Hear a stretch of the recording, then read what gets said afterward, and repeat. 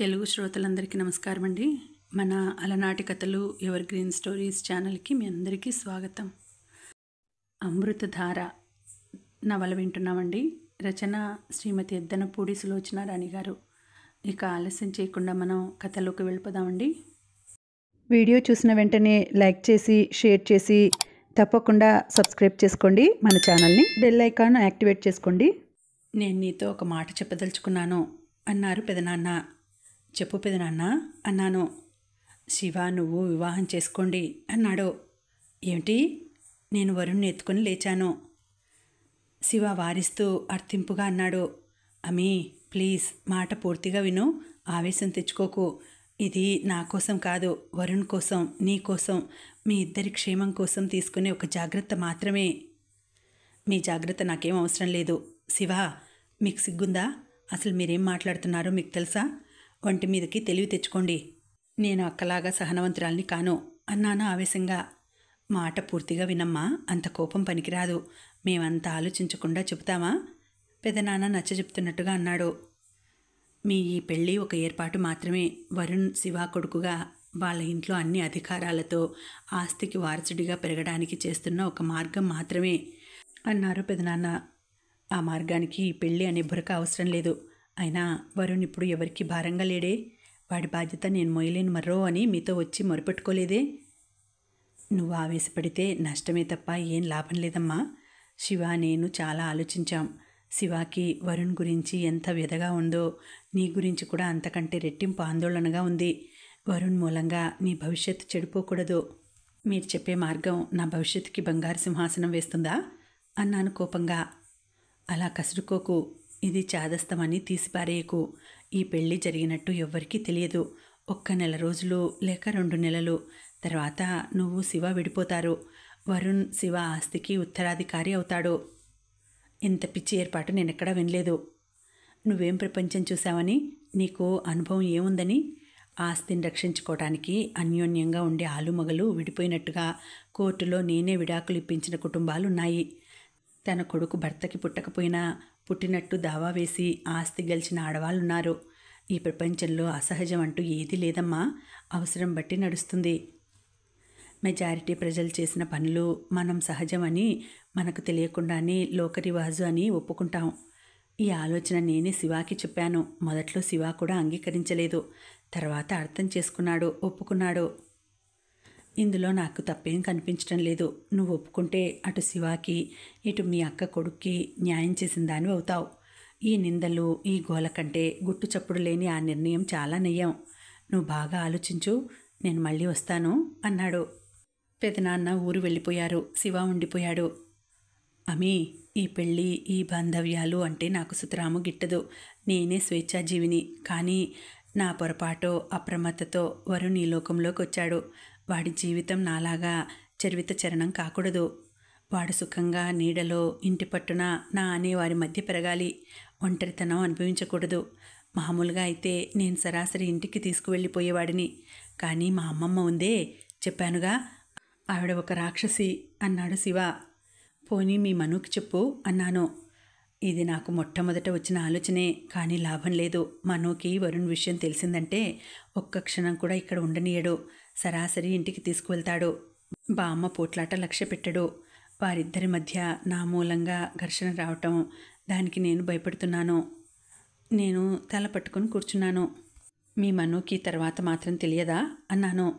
తెలిసినా పర్వాలేదు. వరుణ్కి అధికారంగా వచ్చే హక్కు ఎవరూ కాదనిలేరు అన్నాడు శివ.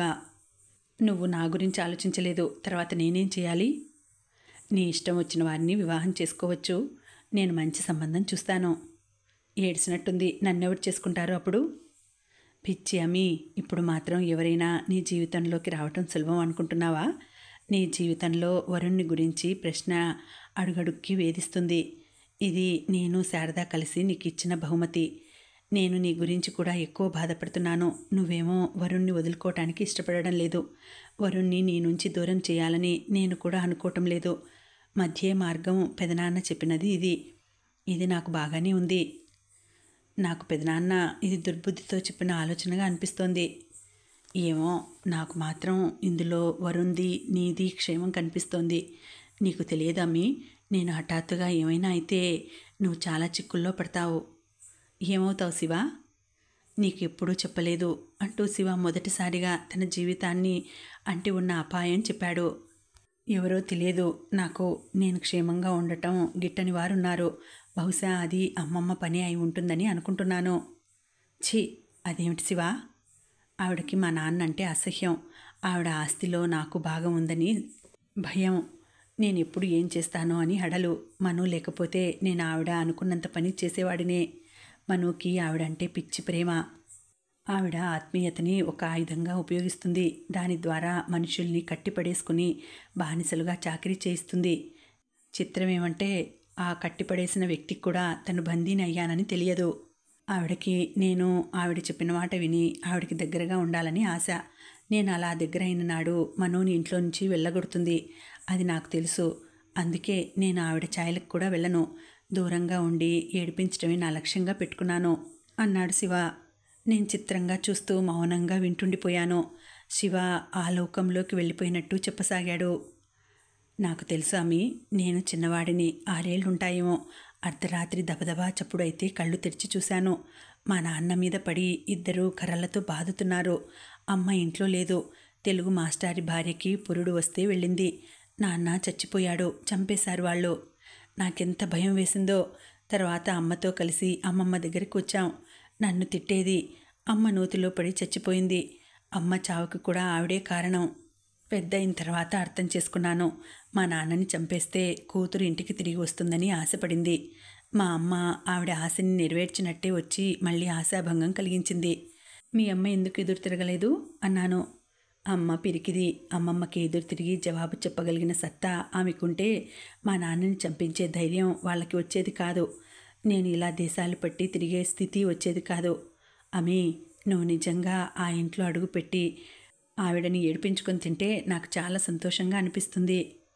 నాకు ఏడిపించాలని అనిపిస్తోంది అన్నాను. కానీ ఇది ఆట కాదు, జీవితం. నా జీవితం. నా హద్దులేమిటో నాకు తెలుసు. తర్వాత శివ ఇదే మాట్లాడేవాడు. అతని తపన ఏమిటో నాకు అర్థమైంది. వరుణ్ శివ కొడుకుగా అధికారంతో హక్కుతో ఆ ఇంట్లో వాళ్ళ అమ్మమ్మ కళ్ళ ముందుకు వెళ్ళాలి. ఆవిడ ఏం చేయలేని పరిస్థితి. అదే ఆవిడకి తగిన జవాబు. శివాకి ఆ స్థితి రావాలని ఉంది. దానికి నేను తప్ప ఎవరు అర్థం చేసుకుంటారు? ఎవరు సాయం చేస్తారు? పెళ్ళైన వెంటనే వీలైతే ముందే మనోజ్కి మాత్రం దాచకుండా చెప్పేస్తానని అన్నాడు. నేను సందిగ్ధంలో పడ్డాను. ఆలోచనలతో నా తల దిమ్మెక్కిపోతోంది. వరుణ్ణి చూస్తుంటే ఈ విషయంలో నేను పిరికిదానిలా వెనకడుగు వేస్తే వాడికి రావాల్సిన డబ్బు రాకుండా అన్యాయం చేసిన దాన్ని అవుతానా? వాడి భవిష్యత్తుని చేతులారా తిలోదకాలు ఇచ్చినట్టు అవుతుందా? నేను ఎంత పెంచినా శివ కొడుకుగా ఆ డబ్బు ఆ దర్జా ఎలా తీసుకురాగలను? నేను ఎలాగూ పెళ్లి చేసుకోవాలని అనుకోవడం లేదు. ఎందుకంటే వరుణ్ ఉనికి నా జీవితంలో ఒక ప్రశ్నార్థకం. శివ అన్నమాట అక్షరాల నిజమే.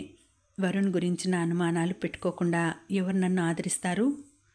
శివ అన్నట్టు పెళ్లి కాకుండా తల్లి అయిన స్త్రీ కంటే భర్తని వదిలేసిన స్త్రీని ఈ లోకం కాస్త క్షమిస్తుంది.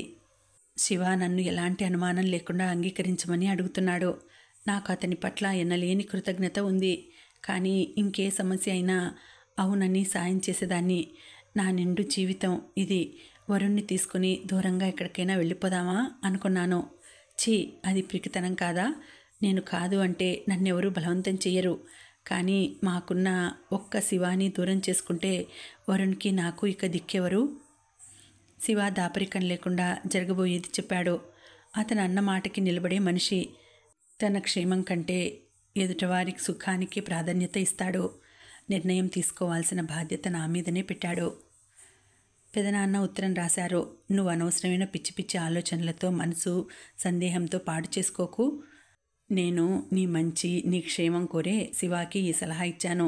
పెళ్ళైన తర్వాత మీ ఇద్దరూ విడిపోవచ్చు. ఆ ఏర్పాటు ముందే చేస్తాను. నువ్వు భయపడవద్దు. నీ పిరికితనంతో వరుణ్కి రావాల్సిన ఆస్తిని దూరం చెయ్యకు. ఒప్పుకో. శివ చెప్పేది పెదనాన్న చెప్పేది ఒక్కటే. వరుణ్ భవిష్యత్తు చెడగొట్టవద్దని. ఈ చిన్న సాయం చేయటంలో తప్పు లేదని. శివ వచ్చాడు. వరుణ్ని ఎత్తుకుని ఉన్న నన్ను అడిగాడు. ఏం ఆలోచించావు అమ్మి? నేనేం నిర్ణయం చేసుకోలేకపోతున్నాను శివ. నా మీద నమ్మకం ఉంచు. నీ కోసం నా ప్రాణమైనా ఇవ్వగలను. కానీ సందేహించకు, నా మాటగా విను, మనసు నిబ్బరం చేసుకో. నేను మాట్లాడలేకపోయాను. నాకు స్టవ్ ప్రమాదంలో ఒళ్ళు కాలి హాస్పిటల్లో చావు బతుకుల్లో ఉన్నప్పుడు శివ చేసిన సాయం జన్మలో మర్చిపోగలనా? అమీ, నాకు నువ్వు వరుణ్ సుఖంగా ఉండే ఏర్పాటు చేస్తే తప్ప శాంతిగా ఉండదు. నేను ఏ పని శ్రద్ధగా చేయలేకపోతున్నానో. పెదనాన్న చెప్పిన ఈ పద్ధతిలో భయపడాల్సింది ఉంటే నేను నిన్ను అడగను. నేను నిట్టూర్చాను. సరే శివ, నీ ఇష్ట ప్రకారమే జరగని అన్నాను. ఇది నేను ఒక కర్తవ్య నిర్వహణగా భావిస్తున్నాను తప్ప నా ఇష్టాలతో ప్రమేయం లేకుండా పక్కకి తోసేశాను. శివ నా తల మీద చెయ్యి ఆనించాడు. ఇది నీకు సుఖంగా మారాలని మనసారా కోరుతూ ఆశీర్వదిస్తున్నానమ్మీ అన్నాడు. శివ మీకు పెళ్లి చేసుకోబోతున్నట్టు ఏర్పాట్లు చేయాలని ఫోన్ చేశానని చెప్పాడు. క్రమంగా శివ సంఘసేవా కార్యక్రమాలు అతని ద్వారా వినటంతో నాకు తెలియకుండానే నేను పాలు పంచుకోసాగాను. హైదరాబాద్లో వానప్రస్థాశ్రమం ఉంది అంటూ దానితో తనకి గల అనుబంధం చెప్పాడు. ఇద్దరం కూర్చుంటే పావురాలపల్లి మాటలే వచ్చేవి. మను నేను అంటూ ఆ సంగతులు చెప్పేవాడు. శివ ఆ మాటలు చెప్తుంటే ఆ లోకంలోకి అతని వెంట నేను వెళ్ళి ఆ మనుషులని పరిసరాలని చూసినట్టే అనిపించేది. పావురాలపల్లి నేను నిన్ను తీసుకువెళ్తానుగా అనేవాడు. ఆహా, ఎంత మంచి సీన్! నిన్ను వరుణ్ణి చూసి బామ్మ షాక్ తిన్నప్పుడు ఆవిడ ముఖం చూడాలని నాకెంతగానో అనిపిస్తోంది అనేవాడు. మేము హైదరాబాద్ వచ్చాం. పెదనాన్న తనకి తెలిసినట్టు రవంత కూడా బయటికి రానియవద్దని చెప్పాడు. మేము వచ్చేసరికి మీరు లేరు, ఊరు వెళ్ళారు. శివ నన్ను వానప్రస్థాశ్రమం తీసుకువెళ్ళాడు. కొద్ది రోజుల కోసం వరుణ్ణి అక్కడ ఉంచుతామని చెప్పాం. ఆవిడ సరేనన్నారు. తర్వాత జరిగిందంతా మీకు తెలుసు. ఆ రోజు మురళి వచ్చి శివ యాక్సిడెంట్లో పోయాడని చెప్పగానే నేను దిమ్మెరపోయాను. నా సంగతి ఎవరూ పట్టించుకోలేదు. నా దగ్గర శివ ఇచ్చిన నగలున్నాయి. అవి ఇచ్చి మిమ్మల్ని కలిసి వరుణ్ సంగతి చెప్పేద్దామని వచ్చాను. కానీ మీరు కలవలేదు. నేను పెదనాన్నకి ఫోన్ చేశాను. పెదనాన్న ప్రస్తుతానికి బెంగళూరు వెళ్ళిపోమ్మని, ఎవ్వరితో మాట్లాడవద్దని సలహా ఇచ్చాడు. వరుణ్ణి తీసుకుని వెళ్ళిపోయాను. పెదనాన్న వచ్చాడు. వరుణ్ణి ఎక్కడైనా ఆశ్రమంలో చేర్పించమన్నాడు. వరుణ్ గురించి సమయం చూసి వారికి చెబుదామన్నాడు. ఇది ఆస్తి వ్యవహారం అన్నాడు. పెదనాన్న దుర్బుద్ధి నాకు అర్థమైంది. నన్ను పావుగా చేసి నీ మీద ఆయుధంగా ఉపయోగించాలని అనుకుంటున్నాడు. నాకు భయం వేసింది. నేను వరుణ్ణి తీసుకుని పూనా వెళ్ళిపోయాను. అక్కడి నుంచి నా బాధలు మొదలైనాయి. ఎవరికో నా గురించి తెలిసింది. నన్ను వెంటాడుతున్నారు. పెదనాన్న నాకేం సాయం చేయడు. పైనుంచి వరుణ్ణి వదిలిపెట్టేయాలి అంటాడు. ఆ భయంతో నేను ఆయనకు కూడా దూరంగానే ఉండిపోయాను. 1-2 సార్లు మీ దగ్గరికి వచ్చి వరుణ్ గురించి ఇదంతా చెప్పేయాలని అనుకున్నాను. కానీ కుదరలేదు. శివ ఎప్పుడూ నాకేదైనా అయితే నువ్వు సరాసరి మనోజ్ దగ్గరికి వెళ్ళిపో, ఇంకెవ్వరితోనూ మాట్లాడవద్దు, నా గురించి తెలిసినట్టు చెప్పొద్దు అని నా చేత వాగ్దానం చేయించుకున్నాడు. కానీ మీ దగ్గరికి వచ్చే మార్గం నాకు సులభంగా అనిపించలేదు. కొద్ది రోజులు వరుణ్ణి ఆలంబనలో చేర్పించాను. నేను అక్కడ పనిచేశాను. శివ వదిలివేసిన ప్రాజెక్టులు నేను మళ్ళా ప్రారంభించాను. ఆశ్రమంలో వారంతా వరుణ్ శివాకి నాకు పుట్టిన కొడుకే అనుకుంటున్నారు. నేను వరుణ్ణి వదిలి ఉండలేకపోతున్నాను. వెంట తీసుకువెళ్ళి ఉంచుకోవటానికి అడుగడుగునా ఇబ్బందులే. నా మీద ఎవరికైనా కినుక ఉందా? నేను ఎవరికి అడ్డుగా ఉన్నానో? నా మీద హత్యా ప్రయత్నాలు ఎందుకు జరుగుతున్నాయో ఇది తెలియక తల్లడిల్లిపోయాను. చివరికి మీ బామ్మగారు నన్ను చూడటంతో మీ దగ్గరగా రావటానికి నాకు ఒక మార్గానికి తలుపులు తెరిచినట్టయింది. ముందు పెళ్లి జరిగితే మెల్లగా వరుణ్ణి ఇంటికి తీసుకురావచ్చునని. కానీ ఇంతలో హఠాత్తుగా మీరు వరుణ్ణి తీసుకురావటంతో అనుకున్నదంతా తలక్రిందులైంది. బామ్మ నేను మోసం చేశానని అనుకున్నారు. పర్వాలేదు, నా గురించి ఏమనుకున్నా వరుణ్ చేరవలసిన చోటుకి చేరాడు. నా లక్ష్యం నెరవేరింది. ఈ కొద్ది నెలలు నా మనసులో దేవుడిగా భావించుకునే మీకు నా చేతులతో భోజనం పెట్టడం లాంటి అదృష్టాలు నాకు దక్కాయి. నేనెంత ఆనందపడ్డానో మీకు తెలియదు. చాలు, ఈ జీవితానికి తృప్తి ఆనందం చాలు. నేను ఇంకేమీ కోరుకోను. బామ్మ పలవరింతలు వింటుంటే నాకు శివ హెచ్చరికలు గుర్తుకొచ్చాయి. మనోని ఆవిడ ఒక రకంగా ఒక ఉపకరణంగా వాడుకుంటోంది. మనో మీద నిజమైన ప్రేమ లేదు అనేవాడు.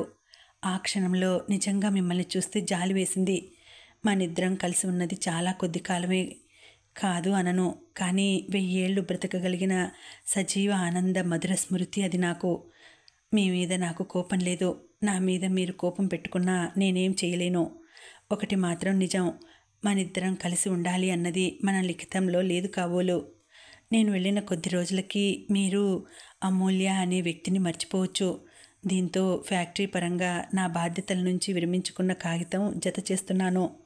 మను, ఈ ప్రపంచంలో ఎవరైనా నేను నీకే చెందుతాను అంటే అంతకంటే పెద్ద అతిశయోక్తి లేదేమో. పిల్లలు తల్లిదండ్రులకి, పువ్వులు చెట్లకి, నది కొండలకి, వెన్నెల చంద్రుడికి చెందనట్టే ఎవరికి ఎవరు చెందరేమో. ఈ సృష్టిలో ఎటు చూసినా నాకు విడిపోతున్న విషాదమే కనిపిస్తోంది. నేను మిమ్మల్ని బాధ పెట్టినట్టయితే నన్ను క్షమించండి. వరుణ్ణి మీకు అప్పచెప్పటంతో నా బాధ్యత తీరిపోయింది. నేను వెళ్ళిపోతున్నాను. ఉంటాను, అమూల్య. మనోజ్ ఆ ఉత్తరం చదవటం పూర్తయ్యేసరికి అతను పెదవి పైపంటితో నొక్కి పట్టడంతో చిట్లి రక్తం ఉత్తరం మీద పడింది. నెల రోజుల్లో మనోజ్ అమూల్య ఎక్కడున్నది కనుక్కోగలిగాడు. బ్రహ్మకుమారి ఆశ్రమ స్థాపక కమిటీ సెక్రటరీగా ఆ పనిలో లీనమై అనంతగిరి దగ్గర చిన్న ఊర్లో ఉంది. మనోజ్ వెంటనే వరుణ్ణి తీసుకుని ఆ ఊరు వెళ్ళాడు. ఆశ్రమ స్థాపనకి భవనం తయారవుతోంది. గోడలు లేచినాయి, ఇంకా రూఫ్ పడలేదు. అక్కడంతా భవన నిర్మాణ సందడితో హడావిడిగా ఉంది. అక్కడికి కాస్త దూరంలో బ్రహ్మకుమారి ఆశ్రమ స్థాపన కమిటీ కార్యాలయం అని బోర్డు ఉన్న ఇల్లు ఉంది. మనోజ్ వరుణ్ణి ఎత్తుకుని వెళ్ళాడు. తలుపు మూసి ఉంది. కాలింగ్ బెల్ మోగించాడు. తలుపులు తెరుచుకున్నాయి. పని మనిషి వచ్చి తీసింది. ఎవరు కావాలి? సెక్రటరీ గారున్నారా? ఆ అమ్మాయి లోపలికి వెళ్ళింది. అమ్మా, మీకోసమే ఎవరో వచ్చారు.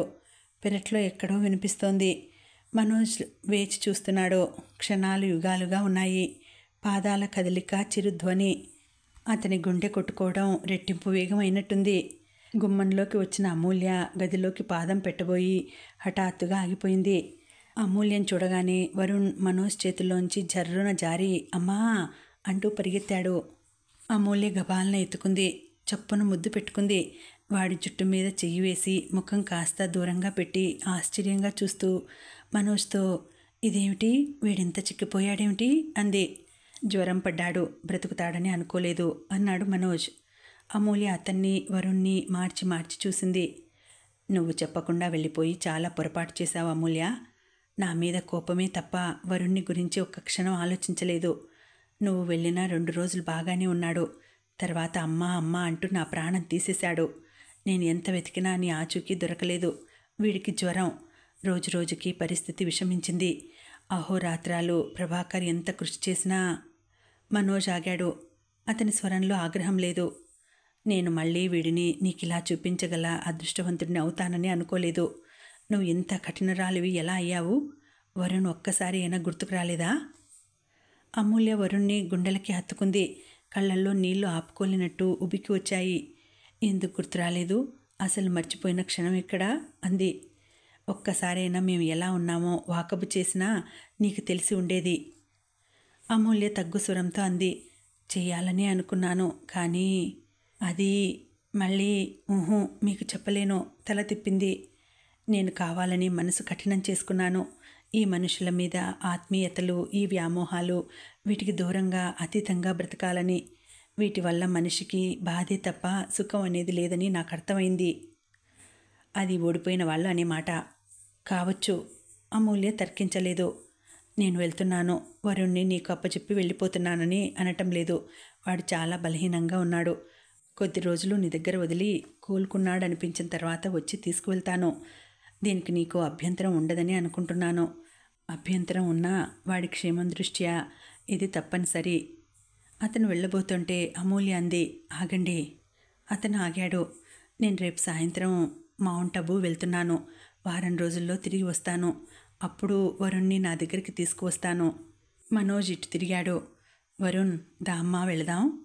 మనోజ్కి ఇక సహనం నశిస్తోంది. నెల రోజుల నుంచి రాత్రింబవళ్ళు అమూల్య కోసం అతని మనసు ఎంత తప్పించిందో. అమూల్య అంతా తెలిసి తన తప్పు లేదని గ్రహించి కూడా వెళ్ళిపోయింది. ఎందుకు? ఒక్క మాట, ఒక్క చిన్న మాట చెప్పి ఉంటే ఇద్దరూ ఎంత ఆనందంగా ఉండేవారు. అతని మనసు ఆక్రోశించేది. అమూల్యం చూడగానే చేతులు చాచి దగ్గరకు లాక్కోవాలని అనుకున్నాడు. ఒక్క క్షణం కూడా ఇక వదిలి ఉండేది లేదు అని చెప్పాలనిపించింది. వస్తుంటే మనసు ఆనంద తరంగంలా నాట్యం చేసింది. కానీ అమూల్య కనిపించిన తర్వాత ఏం జరుగుతోంది? ఇద్దరూ పరాయి వాళ్లలా మాట్లాడుకుంటున్నారు. ఏదో పని మీద కలిసిన పెద్ద మనుషుల్లా ముభావంగా ఉంటున్నారు. అతనికి ఇక సహనం సడలిపోసాగింది. ఉండండి, ఒక్క అరగంట, పొద్దుపోలేదుగా, మీరు త్వరగానే వెళ్ళిపోవచ్చు అంది. వరుణ్, ఆకలిస్తోందా? ఏమైనా తింటావా?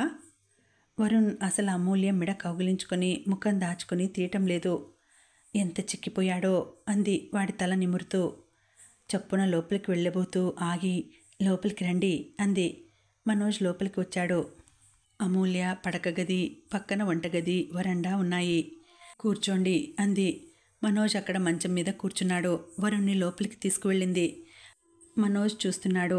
దూరంగా ఇటుకలు మోస్తున్న కూలీల మాటలు వినిపిస్తున్నాయి. ఆరు బయట ప్రశాంతత, గాలి వీస్తున్న చప్పుడు. చిన్న క్వార్టర్, అమూల్య చెయ్యి పడిన చోటులాగానే అంతటా నీట్గా ఉంది. ప్రక్కన టేబుల్ ఉంది. దానిమీద పుస్తకాలు, ఫైల్స్, టైప్ మిషన్.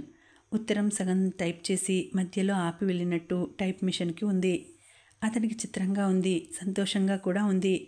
అమూల్యని అడవిలోకి తీసుకువెళ్ళి పారేసినా అక్కడ ఒక చిన్న ప్రపంచం సృష్టించుకోగలదేమో. అతను కిటికీలో నుంచి చూస్తున్నాడు. ఇంతలో వరుణ్ పరిగెత్తుకొచ్చాడు. మనోజ్ మెడ కౌగిలించుకున్నాడు. అమ్మో, నువ్వు వెళ్ళిపోయావేమోనని నాకు భయం వేసింది అంటూ మనోజ్ బుగ్గ మీద గట్టిగా ముద్దు పెట్టుకున్నాడు. మళ్ళా వంట ఇంట్లోకి పరిగెత్తాడు. మనోజ్కి తన మనస్సు తనకే ఆశ్చర్యంగా ఉంది. అమూల్య మీద ఎంత కోపం వచ్చింది, ఎంత ఆవేశంగా ఆగ్రహంగా పోట్లాడాలని అనుకున్నాడు. ఆ పొంగంతా అమూల్యం చూడగానే నామమాత్రం లేకుండా మాయమైంది. మళ్ళీ అమూల్యని కల్లారా చూసిన ఆనందం. నువ్వెందుకు వెళ్ళిపోయావు? వరుణ్ అంటున్నాడు. నీతో మాట్లాడంలే. నాకు ఇక్కడ పనుండి వచ్చానమ్మా అంటోంది అమూల్య. అమ్మా, నేను ఇక్కడే ఉంటాను అంటున్నాడు. ఉండు, అంకుల్ని కూడా ఉండమను. ఊహు, ఆయనకి పనులుంటాయి. అయితే నువ్వు రా నాతో. ఛీ, ఇక్కడేం బాగాలేదు అస్సలు. అమూల్య కాఫీ తెచ్చి మనోజ్కి ఇచ్చింది. వరుణ్ చీరకు చిల్లు పట్టుకొని నడుస్తూ వచ్చాడు. అంకుల్, మనం అమ్మని కారులో ఎత్తుకొని తీసుకుని వెళ్ళిపోదాం అంటూ వచ్చి మనోజ్ వీపు మీద పడి మెడ చుట్టూ చేతులు వేశాడు. అమూల్య ఒక్క క్షణం అక్కడ నిలబడింది. తర్వాత వెళ్ళి టైప్రైటర్కి ఉన్న కాగితం తీసి ఫైల్లో పెట్టింది. ఫ్యాక్టరీ ఎలా ఉంది అంది. బాగానే ఉంది. మనోజ్ అమూల్య ఉన్నప్పుడు పంపిన ఆర్డర్ లాభాల గురించి చెప్పాడు. ఇంతలో ఎవరో వచ్చి పిలిచారు. అమూల్య గారు. వస్తున్నా అంటూ వెళ్ళింది.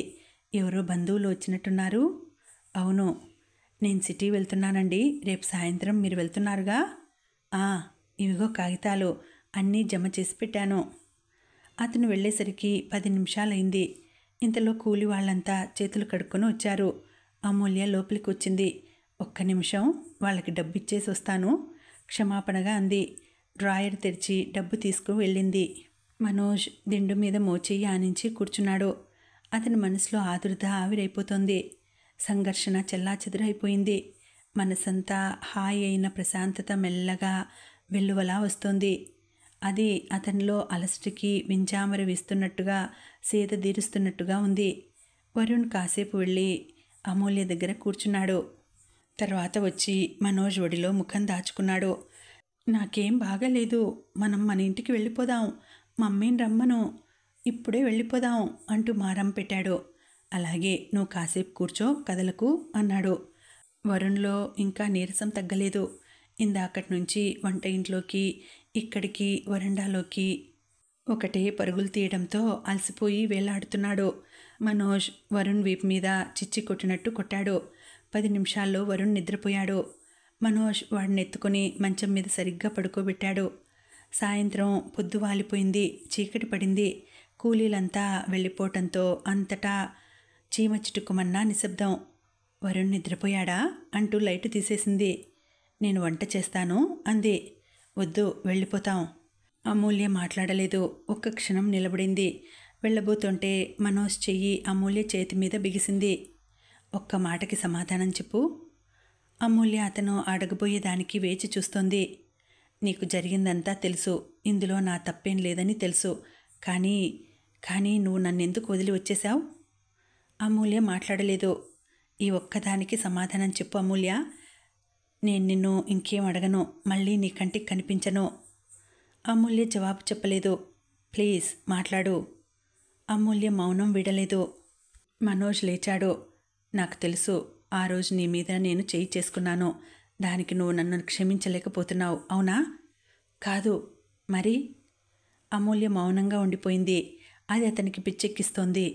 చెప్పు, నీ నుంచి సమాధానం కావాలి. అతను హఠాత్తుగా అమూల్య భుజాలు పట్టి కుదుపుతూ అడిగాడు. నువ్వు ఇక్కడ నీకంటూ ఒక జీవితం ఏర్పరచుకొని నిశ్చింతగా ఉన్నావు. నీ జ్ఞాపకాలు దులిపేసుకున్నట్టే ఉన్నావు. నేను ఈ నెల రోజులు ఎంత నరకం పడ్డానో నీకు తెలుసా? నేను ఏం తప్పు చేశానని నాకు ఈ శిక్ష? నన్ను వదిలి మీరు వెళ్ళిపోవటానికి నిర్ణయం చేసుకున్నారు. ఆ పని నేనే చేశాను అంది. నిజమే, కానీ అది ఎప్పుడు జరిగిందేమిటో తెలియక, నీకు వరుణ్కి పరాయివాడిగా మీతో కలిసి బ్రతకలేక. అది కాదని తెలిసిన తర్వాత మై గాడ్, అతను హఠాత్తుగా అమూల్యని దగ్గరకు తీసుకున్నాడు. అమూల్య, అతని కంఠం తీవ్ర స్థాయిలో ఆక్రోశంలా ఉంది.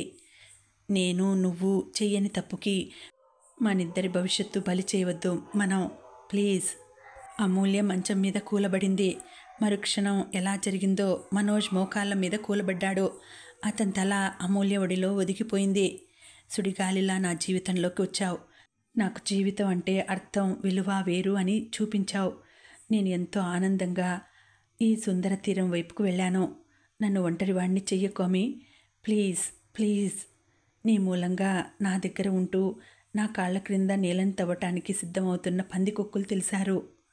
నీకు తెలుసా, శివ మరణం యథాలాపం కాదు అని నాకు కలిగిన అనుమానమే నిజమైంది. దయానిధి శివాని వెంటాడుతూనే ఉన్నాడు. శివ పోతే ఆస్తి యావత్తు నాదవుతుంది. ఆయన నా మీద అభిమానం నటిస్తున్నాడని నాకు తెలియలేదు. నాకు వారి అనువుగా ఉండే కుటుంబంలో పిల్లని తెచ్చి వివాహం చేయాలని, ఆస్తిని సొంతం చేసుకోవాలని. బామ్మకి ఇది తెలుసు. శివ మరణంతో విజయగర్వులైన ఆయనకి శివ నీ పేరిట ఆస్తి వ్రాయటం ఆశనిపాతం అయింది. నిన్ను అంతం చేయటానికి వెంటాడింది ఆయనే. నేను అనుకోకుండా నిన్ను పెళ్లి చేసుకోవటం ఆయనకి ఇంకో పెద్ద ఎదురుదెబ్బ అయింది. ఆయన నన్ను ఎంతసేపు ముకుందరావు మీద దృష్టి మళ్ళేలా చేశాడు. అసలు ఆయన మీదనే నా అనుమానం అంతా.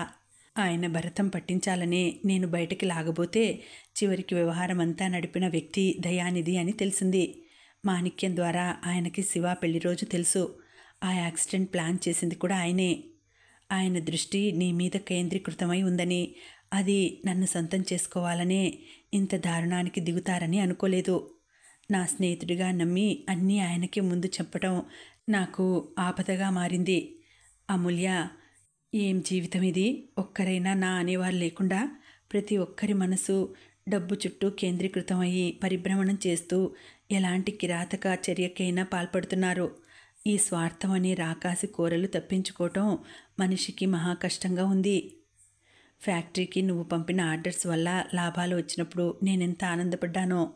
మనిషికి ఆనందం పంచుకునే వాళ్ళు లేనప్పుడు మరీ ఒంటరివాడిని చేస్తుందని తెలిసింది. అమూల్య, నువ్వు నా నుంచి దూరంగా వెళ్ళిపోయావు అన్న మాట ఎంత అసత్యం. నా జ్ఞాపకాల్లో పెనవేసుకుని పోయి ఒక్క క్షణం కూడా నన్ను వదల్లేదు. నేను వెళ్ళిపోతానన్న మాట ఎప్పుడు? నువ్వు వరుణ్కి కన్న తల్లివి అనే ఆవేదనతో. నువ్వు నా భార్యవే అని తెలిసినప్పుడు ఎందుకు వెళ్తాను? నువ్వు అసలు ఎలా అనుకున్నావు? ఇదంతా నువ్వు నాకు ముందే తెలియచేయలేని ఆసక్తత వల్ల వచ్చిన ఆఘాతం. అమీ, నిన్ను మొదటి రోజున చూసినప్పుడే నువ్వు నా కోసం అనిపించింది. ఆ క్షణంలో నేను భయపడ్డాను. కానీ నా భవిష్యత్ అదే అని ఆ నిమిషంలో నాకు తెలియలేదు.